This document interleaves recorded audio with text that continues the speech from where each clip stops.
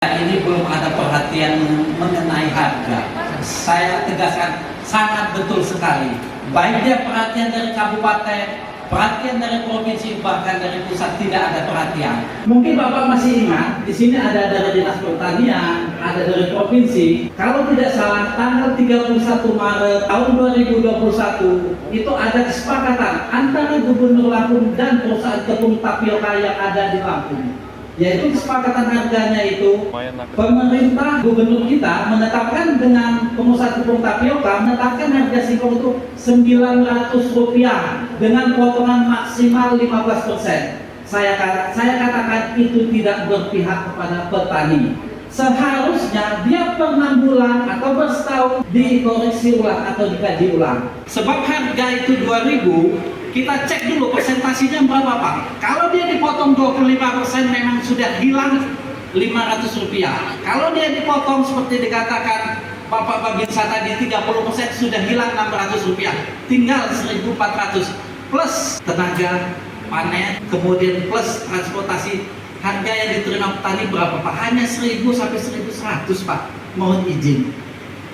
Nah tadi juga dikatakan ketua saya, beliau dan Pak Tri Wahyudi panen singkong di, kalau tidak salah Terbanggi Ilir menghasilkan 70 ton. Itu betul, saya menyaksikan langsung. Tapi perlu Bapak ketahui aja, itu perlakuannya sangat luar biasa Pak. Ketua saya itu nanam singkong, saya cek sana perlakuannya luar biasa. Tidak hanya dengan NPK singkong, dia ada pupuk kandangnya, humusnya harus kita lihat. Nah betul kata Pak Kepala Bagian dari Dinas Pertanian, rata-rata singkong yang ada di Lampung Tengah itu 26 ton Pak.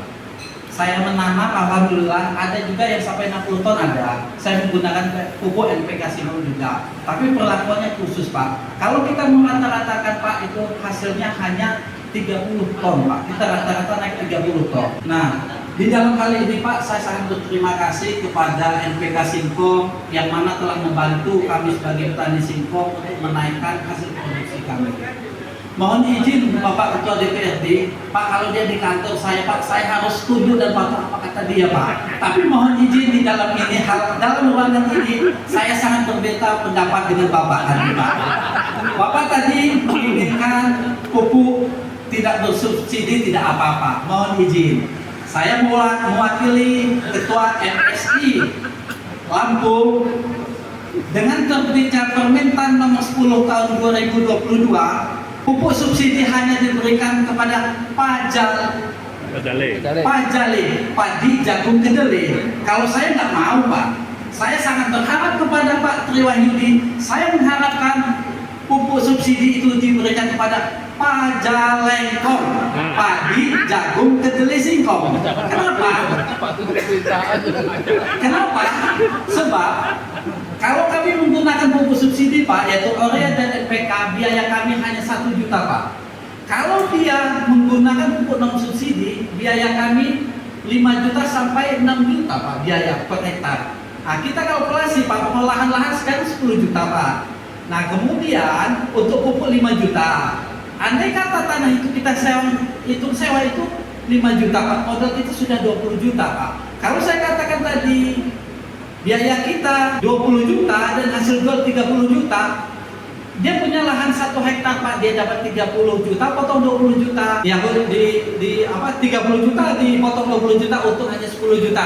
Dikalikan 12 bulan dia hanya mendapat 1 juta per bulan. Jadi izin Ketua, saya masih mengharapkan pada Bapak Tri Wahyudi, kami masih berharap pupuk subsidi diberikan kepada tanaman singkong. Mungkin itu aja harapan saya dari MC. Saya akhiri wabillahi taufiq wal hidayah. Wassalamualaikum warahmatullahi wabarakatuh. Waalaikumsalam warahmatullahi wabarakatuh. Terima kasih Pak Rizani. Jadi beda pendapat ya Pak? Dikit beda pendapat.